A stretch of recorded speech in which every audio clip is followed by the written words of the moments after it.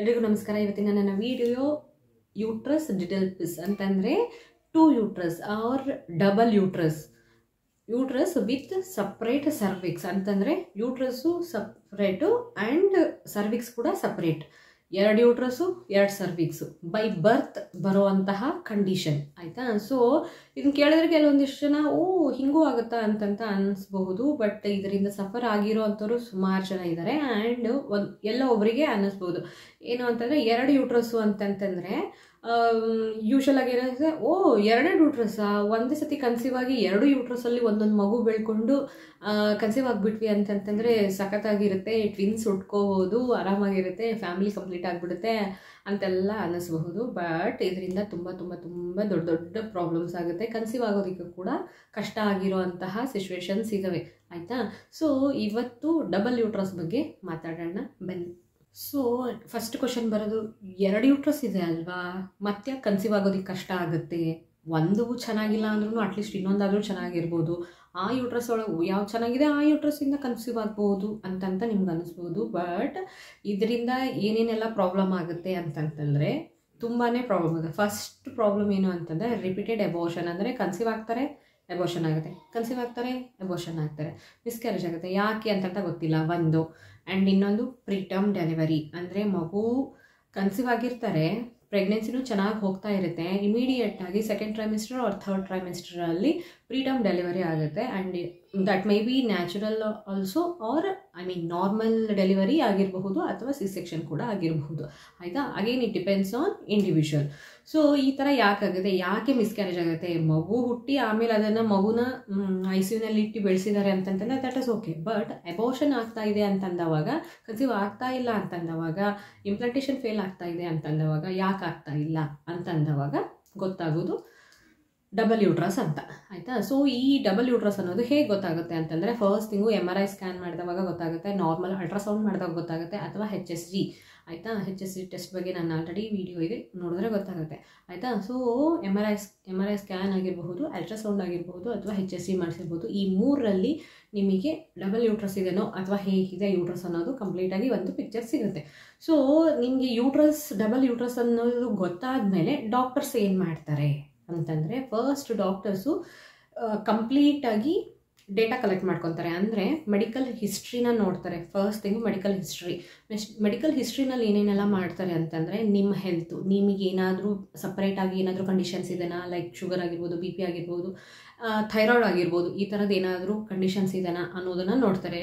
And next ಏನು ನೋಡ್ತಾರೆ, ನಿಮಗೆ ಹಿಂದೆ ಯಾವುದಾದ್ರೂ ಕನ್ಸೀವ್ ಆಗಿ ನೀವು ಮಿಸ್ಕ್ಯಾರೇಜ್ ಆಗಿದೆನಾ, ಯಾವ ಮಂತಲ್ಲಾಗಿದೆ, ಯಾವ ರೀಸನಿಂದ ಆಗಿದೆ ಅನ್ನೋದನ್ನೆಲ್ಲ ಇನ್ಫಾರ್ಮೇಷನ್ ಗ್ಯಾದರ್ ಮಾಡ್ತಾರೆ.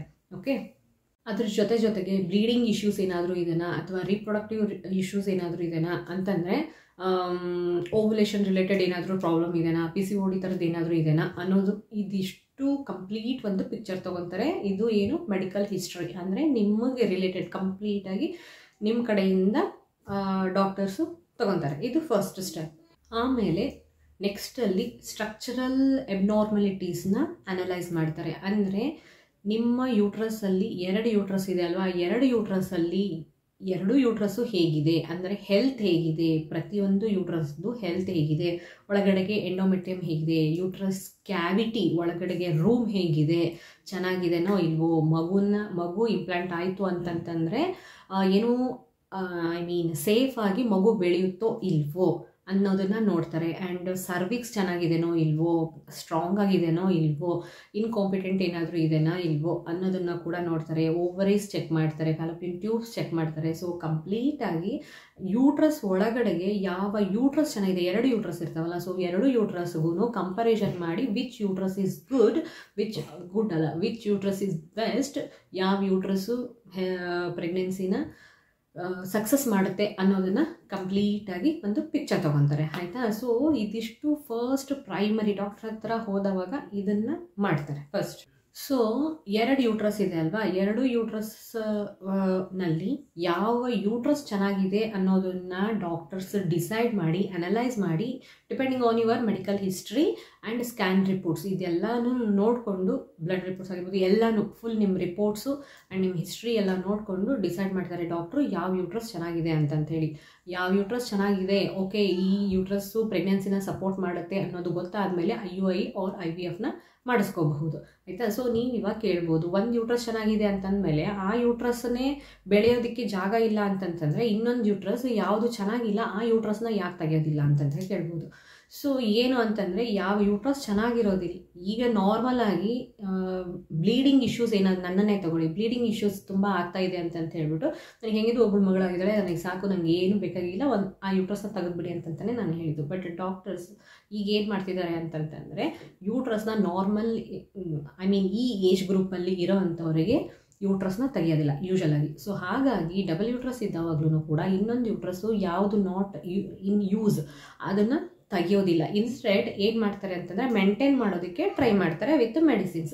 ಯಾವಾಗ ಆ ಯೂಟ್ರಸ್ಸಿಂದ ಯಾವುದು ಅನ್ಹೆಲ್ದಿ ಇರುತ್ತೆ ಆ ಯೂಟ್ರಸ್ಸಿಂದ ನಿಮಗೇನಾದರೂ ಬ್ಲೀಡಿಂಗ್ ಡಿಸಾರ್ಡರ್ಸ್ ಆಗಿರ್ಬೋದು, ಇನ್ಫೆಕ್ಷನ್ಸ್ ಆಗಿರ್ಬೋದು, ಓವರ್ ಆಲ್ ಹೆಲ್ತ್ ಆಗಿರ್ಬೋದು ತುಂಬ ಅಪ್ಸೆಟ್ ಆಗ್ತಾ ಇತ್ತು ಅಂತಂತಂದರೆ ಆ ಟೈಮಲ್ಲಿ ಮಾತ್ರ ಅದು ಅನ್ಹೆಲ್ದಿ ಆಗಿರುವಂತಹ ಯೂಟ್ರಸ್ನ ತೆಗೆಯುವಂತಹ ಪ್ರಯತ್ನನ ಮಾಡ್ತಾರೆ. ಓಕೆ, ಸೊ ಅನ್ಹೆಲ್ದಿ ಇರೋವಂತಹ ಕಂಪ್ಲೀಟ್ ಯೂಟ್ರಸ್ನ ತೆಗಿತಾರೆ ಅಷ್ಟೇ, ಅದು ಬೇರೆ. ಸೆಪ್ಟಮ್ ಬೇರೆ. ಓಕೆ, ಅರ್ಥ ಮಾಡ್ಕೊಳ್ಳಿ. ಸೆಪ್ಟಮ್ ಅಂತಂದರೆ ಒಂದು ಕಂಪ್ಲೀಟ್ ಯೂಟ್ರಸ್ ಒಳಗಡೆಗೆ ಮಧ್ಯದಲ್ಲಿ ಒಂದು ಗೋಡೆ ಥರ ಬಂದಿರ್ತಾರೆ. ಈ ಮೂಗು ಅಂದರೆ ಇದು ಕಂಪ್ಲೀಟ್ ಯೂಟ್ರಸ್ ಅಂದರೆ ಮಧ್ಯದಲ್ಲಿ ಹಿಂಗೊಂದು ಗೋಡೆ ಥರ ಇದೆ ಅಲ್ವಾ, ಈ ಥರ ಇರುತ್ತೆ. ಇದು ಸೆಪ್ಟಮ್, ಇದು ಕಂಪ್ಲೀಟ್ ಯೂಟ್ರಸ್, ಇದು ಸೆಪ್ಟಮ್. ಸೆಪ್ಟಮ್ ಬೇರೆ, ಡಬಲ್ ಯೂಟ್ರಸ್ ಬೇರೆ ಆಯಿತಾ, ಅದು ಬೇರೆ ಇದು ಬೇರೆ.